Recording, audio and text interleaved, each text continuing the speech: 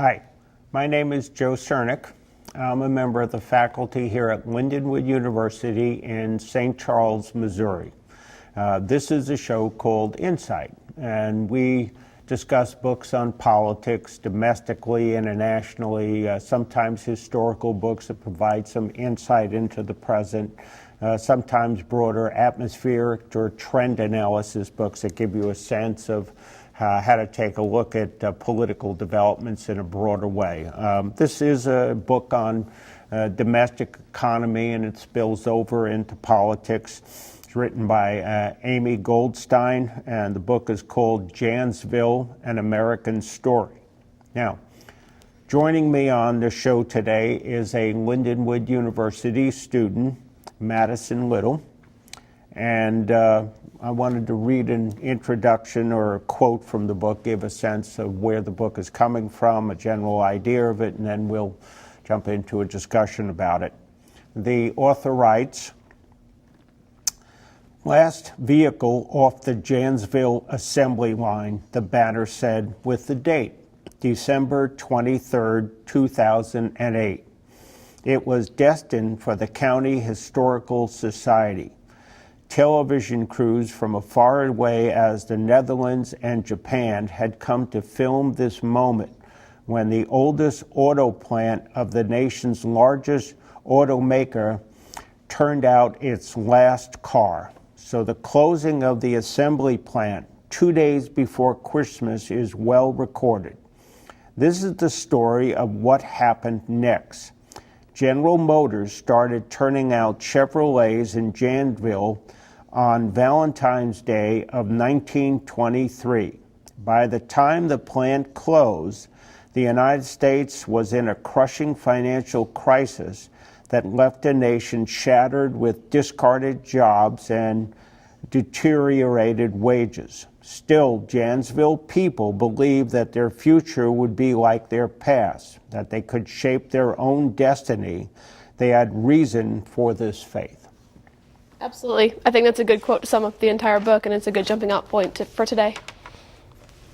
The idea of looking at it, so it starts off that you're having Paul Ryan, right, who's Congressman, Republican, representing the Janesville area, and he gets the call from the CEO of General Motors to tell him that that's it. The car plant is going to close, and Ryan is trying to figure out if there was some way to sort of save the plant. Absolutely. Basically, I think a lot of the book, you're having this take place December of 2008, and then the book is focused on the next 5 years. Yep. So covering that period from 2009 to 2013. And so how this area is trying to make a comeback, so to speak. It has ups and downs and ups and downs, and I think sort of by the time you're done, you get the feeling that they can't do it on their own, that they're stuck in a broader development. In many ways, I almost had a feeling it gives you a good idea of the frustrations that emerged from this Great Recession of 2008, 2009, why we end up seeing people want to support Donald Trump running for president. Absolutely. These people their world was rocked, basically. They had been doing this, their parents had done this entire town is built around this plant, and now it's no longer there, so they're kind of left in this crossroads of, are we supposed to start something new, or do we fall back into what we've always done? And that's definitely what we see in the whole Paul Ryan situation and him trying to figure out how to keep the plant open, or other situations that might be viable for those people to be able to make a living, or what comes next for them if they can't open that plant. And that's definitely what the book definitely talks about, especially in the beginning parts. Yeah, I think the way she was trying to set it up was by first she went back and she's sort of showing how originally you're building tractors and you have a tractor division in the plant, and then from the tractor division you develop a car side, and that in the 1932 World's Fair in Chicago, that Janesville workers go to Chicago and set up an assembly line, and they make it so that people can walk above them to see what an assembly line is like. And so then as a result, you're going to enter a period of severe strikes, 1936, 1937. And so these General Motors strikes are going to hit all types of plants.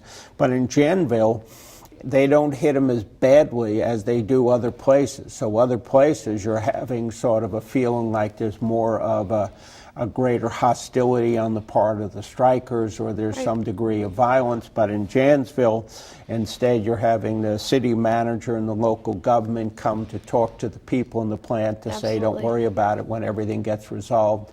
And so it's handled in a more peaceful manner there, as it is contrasted with other GM plants. Absolutely, and I think that speaks volumes to Janesville and how they interacted with, their local government, as you said, and how that town was basically, fighting for itself, and how they were trying to resolve themselves internally. And you definitely, you see the lack of violence, which you see in a lot of other strikes, even farther back.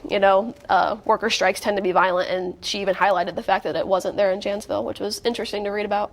The other thing is, it's like, you were reading that they're having constant rumors that there was a concern that the plant was going to shut down. So through the lead up to the Great Recession, there's sort of a feeling that sales are going down and that there's some severe problems. So this particular plant started making the Chevrolet Capri. And the Capri was this two-door hardtop, and they started making that in 1967. And I guess for a while it seemed like it was doing well, but then suddenly you started having some severe problems. But it begins well before the Great Recession really starts to become visible by 2008. Absolutely, which it always does. It's always an underlying tone that starts way farther back than we actually see the results. So knowing then that you have all these problems, now this sort of book is sort of covering the period when Obama gets elected president, so 2008, and so that they're addressing to some extent the end of the George Bush years and the beginning of the Obama years. And so both administrations were doing bailouts of the auto industry as a way of trying to save them, but that didn't necessarily mean save particular plants. Correct. So obviously we still have GM today. It's not like that entire company is, floundered and they're, but definitely we see plants have shut down. Janesville is not the only one that's gone under, even in the past 10 years. So I think it definitely highlights that. She definitely talks a lot about how those bailouts, how that affects companies, but not necessarily individual plants, and how that translates to the individual worker. Yeah, it's a situation where it's sort of, there's stuff going on in Washington and there's stuff going on in GM headquarters, but down here, we're not connected. I mean, through the early parts of the book, there was this feeling that they might get another line, either a Jeep or a truck or a different type of car, and they're competing with other plants. So the feeling was that they still had a chance. And there's a great deal of focus on the enormous amount of money that state and local governments are willing to put in to try to keep this plant open. I mean, and I think what she's sort of showing also through a lot of this is that government intervention is needed. That it isn't sort of this clear thing of, it's just capitalism and all by itself a business is going to do it. And you can see that Republicans, Democrats, everyone to some degree believes that, government intervention is necessary to keep businesses viable, especially ones as large as GM, where those plants might not mean a ton to the company, but to that individual town where that local government, where that state government sees a huge influx of workers, jobs, all kinds of businesses interacting with that other business. It's important to keep those viable options open. So, it's worth it for them to throw money at it every once in a while in order to keep it running. Yeah, because you're talking about interconnectedness. And so that as a result, it wasn't, and she begins to address that through this book, is it isn't just about the plant closing, but the plant closing also spills over and has an enormous effect on every other business in town, including all the philanthropic organizations. So you're looking at an enormous amount of money lost there, and then you're trying to set up job training programs, and now you're trying to figure out how it's working at different places like Dollar General. She's bringing up these sort of situations in the area. She even talks about how, some of the workers, when they leave the line, they don't even know how to turn on a computer. And how are they supposed to, in this day and age, find a viable job in the general population that doesn't require them to have some sort of knowledge of a computer outside of a factory line. So it's one of those situations where it's, what kind of job skills do these people have after they're done with this job where they assume they'd have their entire life? Yeah, I thought one of the interesting parts was she talked about job training at a community college. Right. And she spent a lot of time talking about people that started these job training programs and how they're trying to learn. In other words, even the program didn't know how to find them a job or give them the skills to help get them the job. They're trying to figure it out as they're going along. Right. And she's questioning whether or not a lot of this job training is actually working. Right. That's definitely a struggle we see in the book. She highlights it a lot. It's one of those situations where there's a huge influx of people who are now without jobs. They have a very set skill set that doesn't necessarily translate to jobs that are now going to be available for them in their town or in their nearby area. So it comes down to, what are we supposed to teach them and what's going to be the best for them that we can plausibly teach them in a classroom environment at a community college level. Yeah, interesting, she's showing how some of the people that started in these job training programs and dropped out, then they went to look for jobs, and they managed to find some at a lot lower pay. Right. But that the few people that stayed in the job training program and finished the program, now when they started to go out and look for jobs, they tended to then sometimes find jobs, but even at lower pay than the people that dropped out. And she was sort of realizing, wait a minute, there's a bit of a problem here. We thought by you staying in the program and learning all these new skills, that somehow or other you were going to end up with a fairly good income, but none of the people really end up with good income. Exactly. No one gets anywhere near touching what they were making before. And it's not like any of them were, making millions of dollars before, but now they're working at fast food restaurants, Dollar Generals, places like that are going to pay minimum wage or just slightly above, where it's not going to be a livable salary basically for a family, even of two, let alone these families who have children. And most of the workers that left the plant are going to be older, in their mid 40s. A lot of them were. How are they supposed to start over at this point? Where do you go from there? But I thought it was also interesting. She tied all this into Parker pens that began in Janesville. And they sort of go national, or rather international, earlier.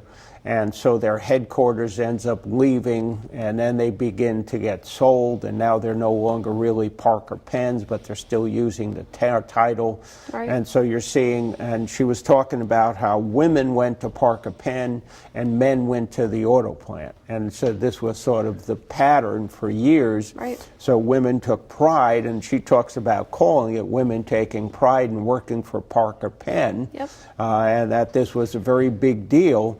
But here this plant goes under because of international competition, and they got to diversify and be sold and move on.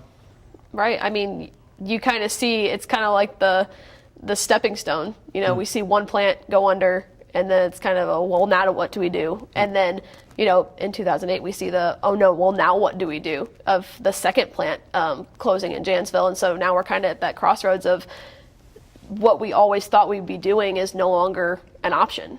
And so where do we go from here? This entire town was built around these plants. And so now what is there? There's nothing left for us. Yeah, when Parker pen is changing, it isn't like there's some reaction necessarily to say we have to do something. Right. It's only after the auto plant. And so, interesting how you're not sort of seeing that the closing of Parker pen might lead to a situation where an economy is changing and therefore you have to deal with it. But absolutely, you don't tend to see that. It's like there's a disconnect. Okay, Parker pen goes under, Parker pen gets sold out. Yes, some of the jobs are still there, and we're calling it Parker pen, but not really. And so as a result, you're but it's sort of like, okay, so you're not learning from that and thinking we should keep a track of what's happening. The foreshadowing right in front of your face, never actually resulted in anything, which was an interesting dynamic to look at, definitely. And she spent time, in the book dealing with it. She obviously spent a lot of time there interviewing people, because you see this through the book. She even talks about an increase in suicide rate Absolutely. that ends up taking Yeah, this is not place. something she's taken lightly. This is something that she's gone down to ground zero and talked to people who are actually involved in the disbursement of the plant, people who were involved in legislation trying to get jobs back into that, people who were involved in the training programs. She's looked at every aspect of this and tried to really create an entire picture of the situation at hand. Yeah, I thought she called, there was a term called gypsy kids, and I thought that was an interesting, suddenly there's sort of an awareness that there are children who somehow are living on their own. I don't think she really meant they were orphans. I think what she meant was their parents had to travel great distances to go find where to work, but then they still had the house they were living in. Right, absolutely. These people, there's no jobs left in their town, so they're forced to travel hours sometimes outside of their town to find work, but it's not like at this point they can afford to up and move. So a lot of these children are going to continue to go to school in their town, in Janesville, go to school, come home, and their parents will be gone till, whenever, doing their commute back and forth from work. So that definitely creates an interesting dynamic in the parent-child relationship, which she touches on a tiny bit. It also creates an interesting dynamic in the child's own mental state, as far as why am I alone all the time? What does this mean for us? And then the parent obviously has to spend the majority of their time on the road or in work just to make ends meet at this point. And what then she also does, part of that is that since these other people are traveling, now they didn't necessarily have to be auto workers, but their businesses were affected, so now they had to go look. But the auto workers, that some of them that kept their jobs, they're not working there in Janesville, they're traveling to places like Fort Wayne, Indiana. Right. So now they're making trips to different plants, some as many as 5 and 6 hours away. Right. And then they're gone for a week from their home. Right. So she was talking about the idea that they had trouble fitting in at these other auto plants. One was to say suddenly a worker is aware that there are Republican auto workers, and it was the shock that hit one of them. Absolutely. And so they had trouble sort of adjusting. Well, it's kind of like the small school mentality. They're from this very small area where people are very interconnected. They've grown up with these people. They've worked with them forever. Suddenly that is no longer something for them to do. And they move to these other plants where they're kind of the black sheep. They're the people moving in from these plants that failed, and now they're kind of, where do I fit in? They're not very accepted, and they're being introduced to all kinds of new mindsets of people and different types of plants that are not necessarily as welcoming as what the one they came from. The other thing is that, which I think she was trying to show where the hope was, but by the time you get to the end of the book, if there's hope, it's difficult to see it. Right. Is that you have people like a banker, a woman in a bank, and she talks about a wealthy woman, and it's interesting, she then points to these two women as sort of the core of economic development or economic revitalization. Or stability even. Yeah, and so they're aware that you end up having, in Rock County, you have Janesville and Beloit, so the two cities, but that these two cities were always in competition. Briefly, she's sort of saying that Janesville was predominantly white and Beloit was predominantly black, and that this attributed this alienation, and that people from Beloit didn't go to eat or socialize or do anything in Janesville, and then vice versa. So the people from Janesville didn't go to Beloit. And so the two women get together, and they're the ones that begin the process of, we can't think of as helping Janesville, we have to think of helping Rock County. Right. And so from there you begin this process of how do we deal with this in a broader way. Right. The broad aspect of it's extremely important, because it's not like these two towns can now function independently. Neither one of them are exactly doing great. And so what they need to do is, and what they decided to do, and these two women definitely emphasize that, is they need to band together and bring as much prosperity to the area as possible, because neither one of their towns are going to be able to function at full capacity on their own. And so even the local governments, the state governments recognized that and made attempts to try to bring those two areas together. But even when you think about it, the divide between them, it's a historic thing. It's not this plant was developed in 1932, I believe she said. So that's even, pre-civil rights, there's still there was a lot of racial tension there.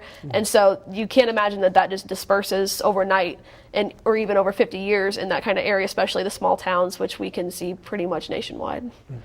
Yeah, and the process of that, their economic development plan focused on startups. Right. So they're going to the University of Wisconsin at Madison, trying to look for people that have ideas about a startup. But Right. she's aware that even these startups aren't really hiring big chunks of people, and it's going to Absolutely. take a while to get them off the ground. So, for example, when they're looking at some scientific organizations that will become a company, they're not going to begin to hire big quantities of people. They have to jump through tremendous hurdles to get Right. federal government clearance for what they're doing.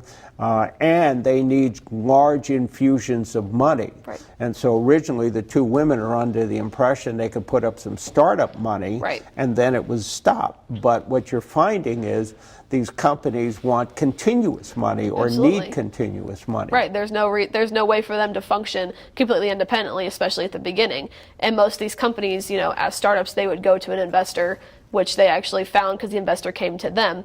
But they didn't expect to have to pour as much money into it as they were told they were going to have to. And so it came down to the fact that these startups were going to be a long-term solution, in quotes. But Yeah, we by the time the book ends, they Right. aren't off the ground. Right, they're not even close to off the ground. They're still in the very, very infant stages of it, and Janesville is still there, still suffering the exact same issues that they started 5 years prior. So where do we see the prosperity? Where does that fit in, and when will we see it? Yeah, part of this, the political part, you get to the election of Scott Walker. And then there's the movement to remove him through a recall vote. And in the idea of Rock County, you're having a very heavy Democratic presence to vote for his removal, so that when you get to the 2012 presidential race, and Paul Ryan is the vice presidential candidate on the Mitt Romney ticket, Right. when they come to the Rock County area to hold a rally, they don't come to Janesville. Right. That they made sure that they were not in his own hometown. Right. They went to a county next door which didn't vote as heavily to remove Scott Walker from office. Right, it's definitely a political move, and we see that in a lot of different presidential races and even other elections where, you don't necessarily want to go to an area that's supposed to support you and doesn't, or vice versa. You might not want to go to an area where, you might be seen as having too much bias. So, yeah, we definitely see that with the Paul Ryan and the Walker situation as well.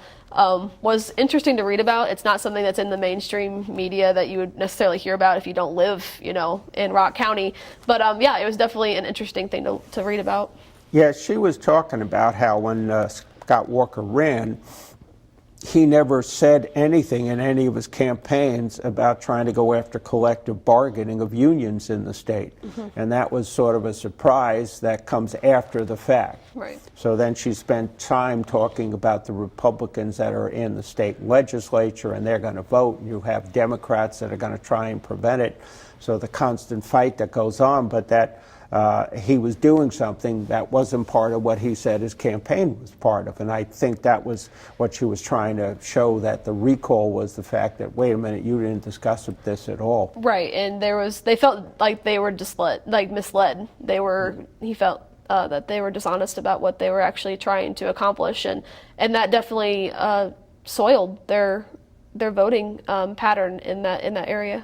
Yeah, she goes on to talk about teachers, and I thought that was very interesting, how you ended up having the Scott Walker people essentially poison an entire community against the teachers, making them look like, well, you have a job and look at all the money you're making, when they weren't. They're just sort of basic grade school teachers. Exactly. But you're painting a picture of them. For example, she talked about one teacher being in line and being yelled at Walmart by somebody in the line behind her. And even the town doctor is, well, your family they have a teacher in it, and it's like how quickly the attitude changes to somehow make teachers look like, for no particular reason, the enemy. They were the easy target. They were the ones that had some sort of job security, as it was seen in the fact that they worked for the government in a way, and they were given this ability to maintain their jobs, and everyone else was losing it. And the general public basically saw them as, taking advantage of their situation. These people weren't, able to be teachers. They had no knowledge of how to do that. They had no ability to, make a job for themselves. And these teachers were virtually unaffected by the whole plant closing down. So it's an interesting way to look at it. But you see the teachers basically becoming, a scapegoat for it, basically, for the whole issue. And the factory workers basically made themselves martyrs, feeling like they were, betrayed by their government, and how the teachers were bad. But I mean, there's really no evidence of that outside of, their own beliefs. No, it isn't. But it's like, just because they had the same job they always had, whereas everybody else around you is having to shift and find part-time work. She was talking about how something like a Dollar General store suddenly had openings, but they only had openings for something like 10 or 12 people, but 3,000 show up for job interview. Right. And so as a result, you're constantly seeing this sort of problem. And this thing is going on for 5 years. So now we're going through the first election of Obama being elected in 2008. We're going to 2012. Right. That I don't think she's trying to put blame on any administration. I think she's trying to make it look like it isn't that easy to make a change and turn things around. Yeah, if she highlights anything in the book, it's the fact that everything is long-term. Nothing happens overnight. There's no one administration to blame. I mean, they started having problems in the 60s. It's not like this was an overnight thing. It's not like the 21st century brought on all these economic problems. This was a long-term ordeal that just happened to fall at the lap of the Barack Obama administration. And Paul Ryan is Republican who can't do anything anyway. Right. So there's a lot of dynamics in there in the political realm alone that, affect this. But there's no one person that we can blame. And I think that she highlights that really well over the course of the entire text. We only have a moment left. What do you think of this book? I really like the book. It's not something that I would typically read about. It's not something that I knew anything about previously, but I really liked it. It shows an interesting dynamic between local government, people, big business, and how they all interact, basically. Yeah, I think it's a very good book. It certainly gives you an idea of the aftermath of the Great Recession and how you're still living through the problems that hit America back around 2008, 2009, that they have not gone away. Sure, the book is ending by 2013. Here we are in 2018, but some of the stuff still goes on, and you can understand the populism that leads to the rise of Donald Trump. That there's this desire to do something better than nothing, but what we don't know. And that sort of comes across from how you're starting to see what's going on. So it's a good book to read. Absolutely. I didn't find it that long that you had to get through it. It read fast. Oh, so absolutely. Thank you for joining us today.